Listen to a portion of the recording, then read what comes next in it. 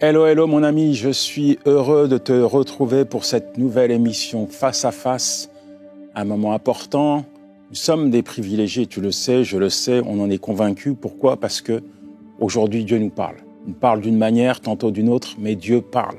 Et quand il parle, il se passe toujours quelque chose de beau, d'extraordinaire, de divin dans notre vie. Alors, avant d'aller plus loin dans cette émission, j'aimerais qu'on puisse prendre un temps dans la prière afin de disposer ces moments. Ils sont importants. Seigneur, merci. Merci parce que tu as choisi ces moments et ce n'est pas pour rien.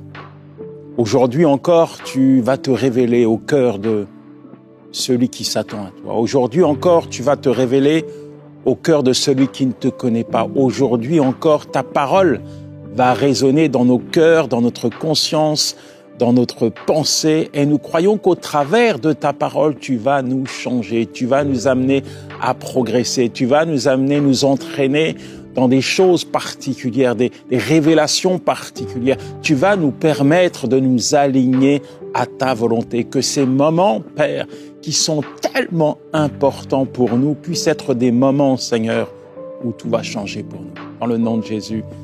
Amen. J'aimerais, au travers de cette émission, te parler des pensées. Dis avec moi, les pensées. C'est vraiment, vraiment important de comprendre qu'aujourd'hui, nous sommes façonnés, en tout cas dans nos pensées, par ce que nous voyons, par ce que nous percevons, par ce que nous entendons, par ce que nous lisons. C'est tout ça qui façonne nos pensées, et par les situations diverses et variées que nous allons traverser. Nos pensées sont façonnées au quotidien, mais elles doivent être transformées au quotidien par la parole de Dieu. Et il y a des moments où on a l'impression qu'on est en train de se battre. Alors pas contre les gens à l'extérieur, mais contre nos propres pensées.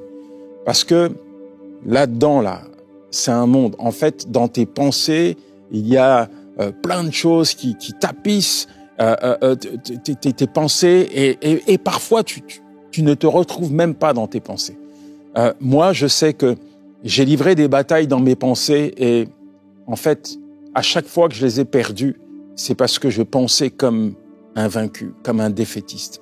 À chaque fois que j'ai été découragé au préalable dans mes pensées, moi-même, je me projetais dans un état de découragement, dans un état de faiblesse. Et j'ai compris une chose, j'ai compris que finalement, c'est la pensée de Dieu qui devait dominer mes propres pensées. Parce que souvent, mes pensées étaient pas alignées avec la pensée de Dieu. Alors, comment aligner nos pensées? Comment aligner ta pensée à la pensée de Dieu? Comment faire en sorte que tu puisses penser comme Dieu le souhaite? Comment faire en sorte que tes pensées soient saturées, imprégnées, irradiées par la parole de Dieu? Comment? Tout simplement en lisant, en délectant la parole de Dieu. Maintenant, il faut aussi comprendre que ton cœur est le siège justement de tes pensées. Et la Bible dit dans Proverbe 4, verset 23, « Par-dessus tout, veillez soigneusement sur votre cœur, car il est la source de la vie. » Ton cœur est la source de la vie. Et quand Salomon exprime cela, tu connais certainement Salomon qui a écrit le livre des Proverbes. C'était un homme sage, mais malheureusement, il a mal fini. La Bible dit que, à l'époque de sa vieillesse, Salomon, il s'est incliné devant des femmes et des faux dieux. 1 Roi 11, verset 4 nous parle de cela. Et son cœur ne fut pas tout entier à l'Éternel, son Dieu. Et il est important de comprendre que c'est pas parce que tu es sage à tes propres yeux qu'il ne faut pas veiller sur ton cœur. Tu m'entends? Ce n'est pas parce que aujourd'hui tu marches avec diligence, qu'aujourd'hui tu es en capacité de discerner ce qui pénètre ton cœur, qu'il ne faut pas veiller sur ton cœur. Salomon, a manqué. Salomon, à la fin de sa vie, a failli. Salomon, à la fin de sa vie, n'a pas été vigilant. Résultat, il s'est détourné de la voie de Dieu. Alors, garder son cœur est véritablement important, plus que tout. le père de Salomon, David. On voit que David, quand il a commis le péché, quand il a commis l'adultère, quand il a commandité le meurtre d'Uri, eh bien, le péché s'est infiltré subtilement dans son cœur. Hein, il a vu cette femme et là, son cœur a été saisi et il a commis l'irréparable. Dans Psaume 51, verset 10, il est dit, et c'est David qui parle, « Ô Dieu, crée en moi un cœur pur, renouvelle en moi un esprit bien disposé. » La repentance de David nous montre qu'il avait compris qu'il fallait absolument qu'il puisse veiller sur son cœur, qu'il puisse avoir un esprit bien disposé. Et c'est la même chose pour toi, c'est la même chose pour moi. Il faut entretenir, il faut veiller sur ton cœur, il faut faire preuve de vigilance. Tu sais, c'est comme si tu as un beau jardin, il y a des belles fleurs, tu l'entretiens, et puis à un moment donné, tu ne veilles pas sur ton jardin. À un moment donné, il y a des mauvaises herbes qui commencent à pousser. À un moment donné, il y a tout un tas de choses qui arrivent pour ternir ton jardin, parce que tu n'as pas veillé sur ton jardin. Eh bien, tu sais quoi? Le cœur, c'est la même chose. Aujourd'hui, on le comprend, on le voit, on peut être intoxiqué dans notre cœur, dans nos pensées, juste en regardant ce qu'il ne faut pas regarder, en entendant ce qu'il ne faut pas entendre, en côtoyant des gens qui sont loin, qui sont éloignés de Dieu et qui risquent de nous manipuler, de nous influencer. Voilà pourquoi il faut mettre des filtres, le filtre de la parole de Dieu. Examinez tout ce que vous entendez. Devant le Seigneur, il est important de te tenir devant le Seigneur.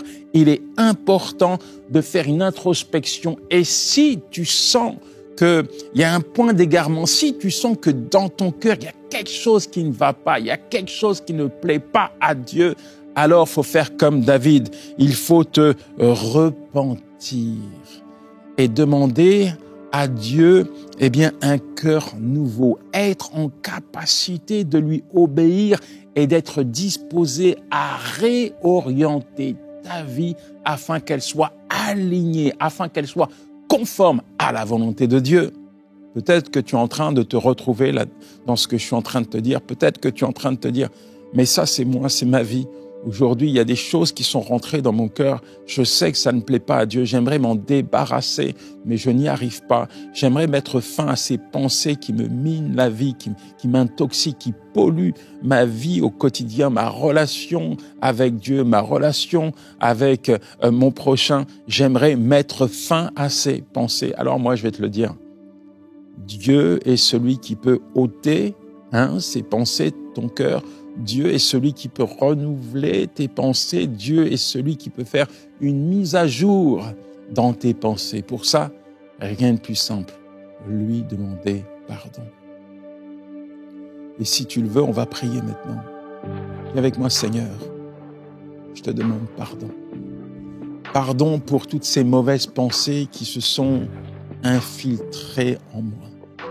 Aujourd'hui encore, j'entends ta voix, Seigneur, et je prends conscience, Seigneur, de ce qui ne va pas. Alors je te demande, Éternel, mon Dieu, de créer en moi un cœur pur. Donne-moi un cœur pur, afin que je puisse aligner ma vie à ta volonté. Je veux faire ta volonté, je ne veux pas m'égarer, je veux juste te suivre, Seigneur. Alors viens là maintenant. Viens ôter de mon cœur tout ce qui ne va pas. Viens ôter de mon cœur toutes ces pensées toxiques et implante ta parole qui apporte la vie. Dans le nom de Jésus, je t'ai prié. Mon deuxième point, c'est, tu sais, le diable veille. Il traque chacune de tes faiblesses. La Bible dit dans 1 Pierre 5, verset 8, « Soyez sobres, veillez, votre adversaire, le diable, rôde comme un lion rugissant, cherchant qui il dévorera. » Le diable traque tes faiblesses, tu crois. Il examine ta vie, il la passe au tamis, il connaît exactement tes points faibles et il fera tout pour essayer de t'enfermer, de te verrouiller, de te barricader dans tes pensées. Peut-être que tu es en train de traverser une situation, que ce soit la maladie, et tu vois les médecins qui t'annoncent des mauvaises nouvelles. Il y a comme de l'inquiétude qui commence à transparaître de ton cœur, et tu manifestes des paroles qui sont le reflet de ton cœur, le doute, l'incrédulité, et puis derrière, le diable entend ça, et il vient avec des pensées. Tu vas pas t'en sortir. En fait, il essaie de t'amener à vivre, à ressentir les choses comme si Dieu n'existait pas. Il essaie de t'amener à examiner les choses, ta situation avec les yeux de la chair, avec un cœur purement humain. Il veut t'entraîner, t'amener, t'éloigner de Dieu afin que tu ne puisses pas penser comme Dieu souhaite que tu penses, afin que tu ne puisses pas voir cette situation comme Dieu souhaite que tu puisses la visualiser. Il est en train de te mentir, et parfois même, à force de l'écouter, ces mensonges sont susceptibles de devenir une vérité dans ton cœur. Tu es enfermé comme dans une forteresse, tu essaies de t'en sortir, mais finalement tu t'aperçois que tu es enfermé à cause d'un mensonge. Il a réussi à infiltrer dans ton cœur. J'ai vu des personnes qui se sont laissées verrouiller par un mensonge. Tu sais, c'est comme le psalmiste qui disait à un moment, « Je suis séquestré, je ne puis m'évader. Je suis séquestré, je suis gardé, je suis enfermé, je suis barricadé.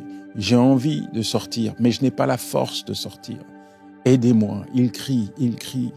Et j'ai vu des personnes dans cette situation, littéralement enfermées dans un mensonge, et vivre au quotidien manipulées, trompées par l'ennemi.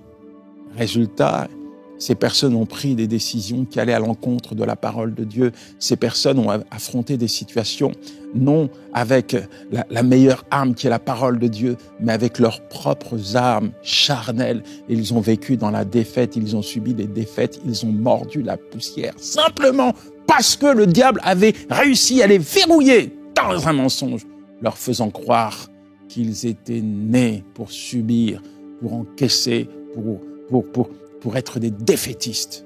Mais le diable, c'est un menteur. Il ne faut pas l'écouter. Je dis que le diable, c'est un menteur. C'est un menteur. Regarde l'histoire de Job. Dans Job 1, verset 7, il est dit, Satan déclare à Dieu qu'il a parcouru la terre. Il a parcouru la terre et il a vu un homme, Job. Et il s'est déchaîné sur Job. Il lui a fait croire tout un tas de choses à cause d'une situation qu'il va traverser. Il va perdre tout. Mais qu'est-ce qu'il a gardé? Qu'est-ce qui a permis à Job de rester debout, d'affronter cette situation et de voir Dieu lui redonner au centuple tout ce qu'il avait perdu? Son intégrité. Job savait dans son cœur que son Rédempteur était vivant. Job avait cette vérité qui était ancrée en lui, qu'aucune situation, aucune perte n'aurait pu ôter, éradiquer de son cœur. Même lorsque sa femme va être utilisée par le diable pour lui dire « Maudit Dieu et meurs », Job reste enraciné dans cette vérité. Je sais que mon Rédempteur est vivant et qu'il aura le dernier mot. C'est lui qui aura le dernier mot. C'est lui qui a sa main sur moi parce que je lui appartiens. Et le Rédempteur de Job, c'est ton Rédempteur. J'aimerais te dire que ton Rédempteur, il est vivant. Il est vivant. Et peu importe ce que tu traverses, peu importe ce que tu vis aujourd'hui, ne te laisse pas enfermer par les mensonges du diable qui veut te laisser croire que ton Rédempteur t'a oublié, que Dieu ne s'intéresse pas à toi, que les promesses de Dieu ne sont plus valables aujourd'hui pour toi. Ton Rédempteur est vivant et tout ce que Dieu dit dans sa parole, tu sais quoi? Il va l'accomplir. Il va le faire. Il va le faire. Il le fera parce qu'il a dit qu'il le fera. Seigneur, merci pour ton enfant. Quel que soit ce qu'il vit aujourd'hui, quelle que soit sa situation, quel que soit, Seigneur, son état, je sais que tu es vivant. Révèle-toi à lui en ce jour. Manifeste-toi dans sa vie.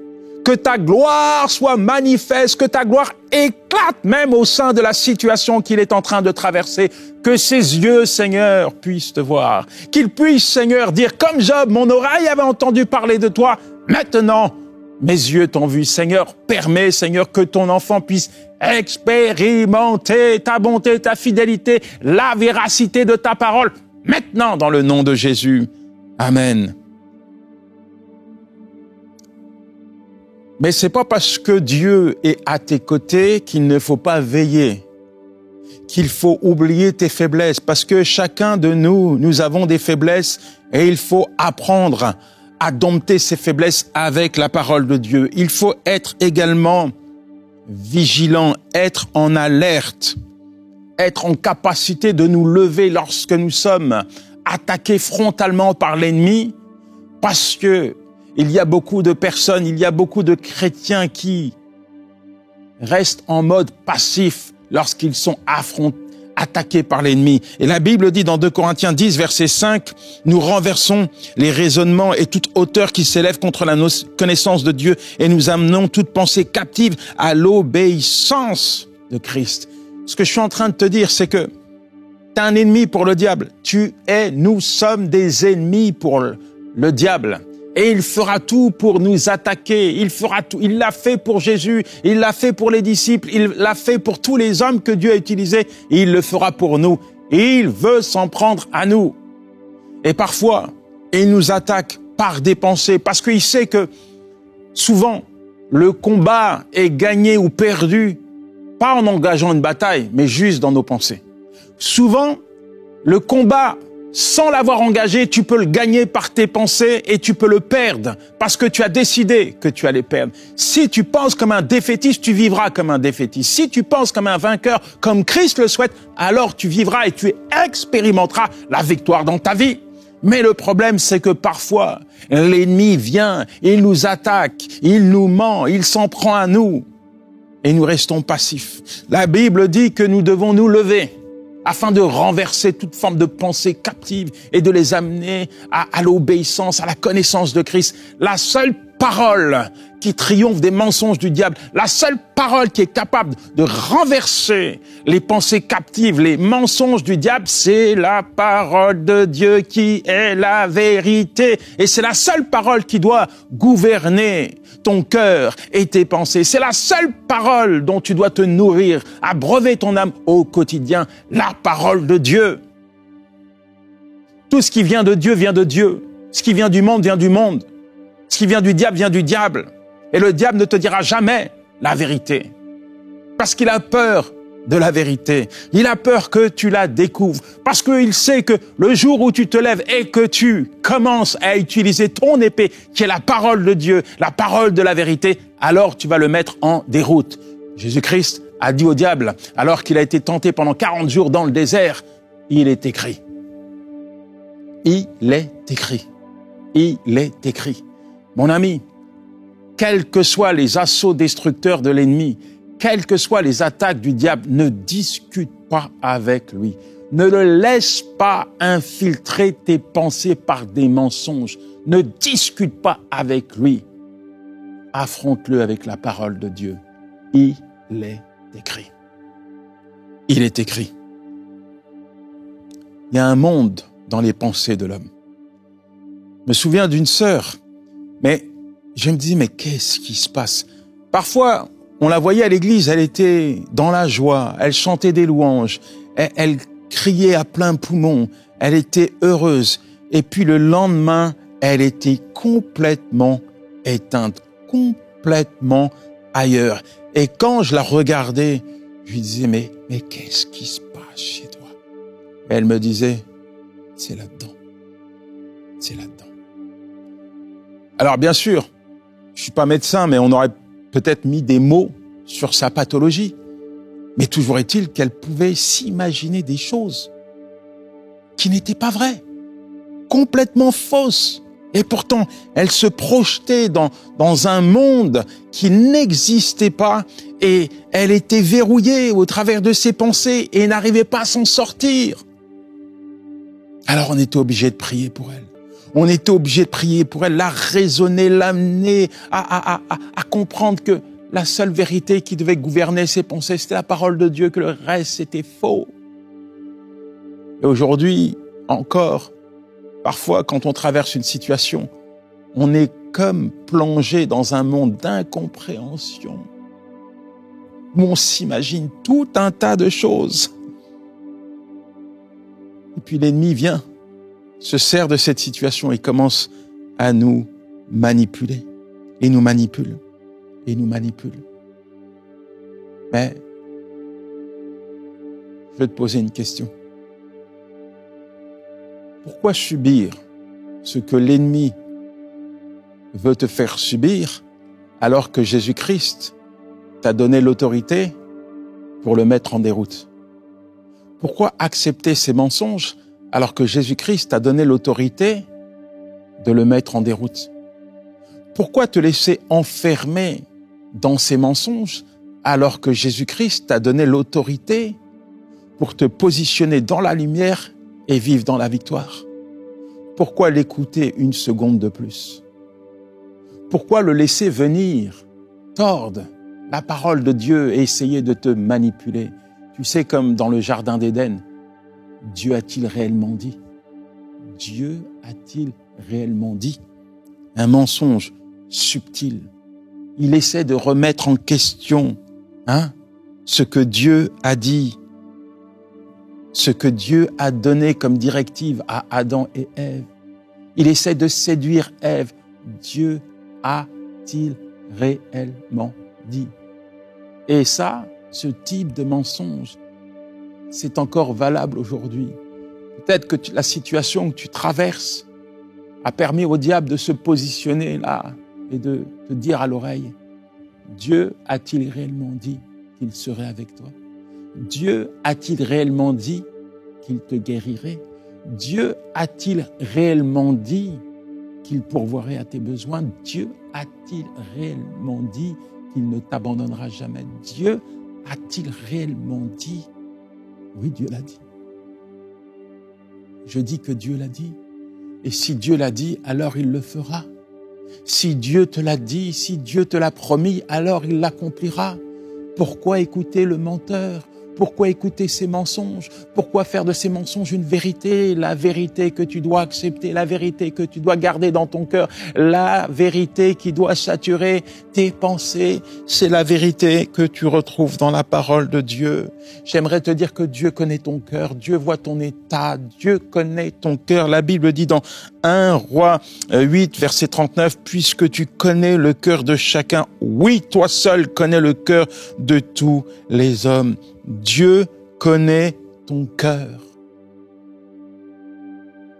Et je veux prier afin que ton cœur puisse être imprégné de la parole de Dieu. Si là, tu es en train d'écouter ce message et tu te dis, mais je me suis laissé enfermer dans un mensonge. J'ai permis à l'ennemi, à mes doutes, de venir remettre en question les promesses de Dieu pour moi. Je veux prier pour toi afin que Dieu vienne nettoyer ton cœur, afin que ton cœur puisse être imprégné de sa parole. Je veux prier pour toi. Seigneur, merci pour ton enfant. Tu sondes son cœur, Seigneur, et tu te révèles à lui. Montre-lui, Seigneur, que tu es là, que tu ne l'as jamais abandonné. Montre-lui, Éternel, mon Dieu, que tes promesses sont valables. Elles étaient valables hier, elles sont encore valables aujourd'hui, Seigneur. Montre-lui l'immensité de ta bonté, de ta fidélité. Seigneur, je te demande de venir lui donner une parole. Maintenant, viens lui parler. Quelles que soient ses attentes, viens lui communiquer une parole. Révèle-toi à lui maintenant. Un toucher de toi maintenant dans sa vie éternelle, mon Dieu. Toi qui connais les cœurs de tes enfants, toi qui nous gardes, toi qui veilles sur nous, toi qui nous protèges, je te demande de fermer les portes portes qui ont été ouvertes, ces portes qui permettent à l'ennemi de venir tout saccager, tout saccader. Je te demande de fermer les portes qui ont été ouvertes et que ta parole seule puisse régner dans le cœur de ton enfant, qu'à partir d'aujourd'hui, il puisse prendre position, qu'à partir d'aujourd'hui, il puisse se lever et être en capacité de bombarder l'ennemi avec ta parole, qu'à partir d'aujourd'hui, il puisse comprendre qui il est, dans quelle position il est, quelle est l'autorité que tu lui as donnée, Père, dans le nom de Jésus. Amen, amen et amen. Alors, un petit conseil pour changer tes pensées, un petit conseil pour réellement que ton cœur soit imprégné de la vérité, lis la parole de Dieu. C'est tellement simple à dire, mais parfois tellement compliqué à appliquer. Il faut que tu lises la parole de Dieu. Tu vas peut-être me dire, oui, j'ai pas le temps. Parce que la réalité, elle est là. C'est qu'aujourd'hui, les gens n'ont pas le temps pour Dieu. Mais quand ils ont un problème, tout à coup, ils veulent que Dieu prenne le temps pour eux. Donne les prémices de ta journée à Dieu. Offre-lui ta première demi-heure de la journée, le matin, à l'aurore. Prends un temps de qualité, pas simplement pour lire la parole de Dieu comme si tu lisais un livre, mais savoure-la. Nourris ton âme avec la parole de Dieu. Parce que cette parole, c'est la vérité. Cette parole, elle te garde. Cette parole, eh bien, c'est ton épée. Et ne quitte pas ta maison sans la parole de Dieu. Que tu puisses être en alerte, que tu puisses toujours, chaque jour, à chaque moment, à chaque instant, être en capacité d'utiliser la parole de Dieu. Mais si tu ne nourris pas ton âme de la parole de Dieu, comment utiliser la parole de Dieu si tu ne la connais pas? C'est la parole de Dieu qui affranchit, c'est la parole de Dieu qui te permet justement de vivre et de découvrir qui tu es aux yeux de Dieu. C'est la parole de Dieu qui te fortifie, c'est la parole de Dieu qui est la nourriture de ton âme. L'homme ne vivra pas que de pain simplement, mais de toute parole qui sort de la bouche de l'Éternel. Seigneur, merci pour ton enfant, parce que tu lui as parlé. Au travers de cette émission, tu t'es révélé à lui. Permets qu'il puisse chaque jour prendre un temps, se consacrer à la lecture de ta parole. Permets qu'il puisse se nourrir de ta parole, abreuver son âme avec ta parole. Ta parole, c'est une lumière sur nos sentiers. Ta parole, elle nous guide. Ta parole, elle nous fortifie. Ta parole nous permet de te connaître. Ta parole nous permet d'affronter chaque situation, chaque saison, chaque tempête, chaque désert, chaque moment du quotidien. Ta parole, Seigneur, est là pour nous rassurer. Ta parole, Seigneur, elle est la vérité. Ta parole, Seigneur, nous permet d'affronter l'ennemi. Ta parole, éternelle, mon Dieu, nous permet de vivre dans la victoire. Ta parole, Seigneur, nous en avons tellement besoin. J'espère que tu as pris les bonnes décisions, celle de veiller sur ton cœur, de renouveler tes pensées et de nourrir ton âme avec la parole de Dieu, parce que c'est fondamental, c'est vraiment important pour vivre, mener une vie de victoire. Voilà, je te retrouve pour une prochaine émission Face à Face, dans l'attente que le Seigneur te bénisse. Ciao, c'était Yanis Gauthier.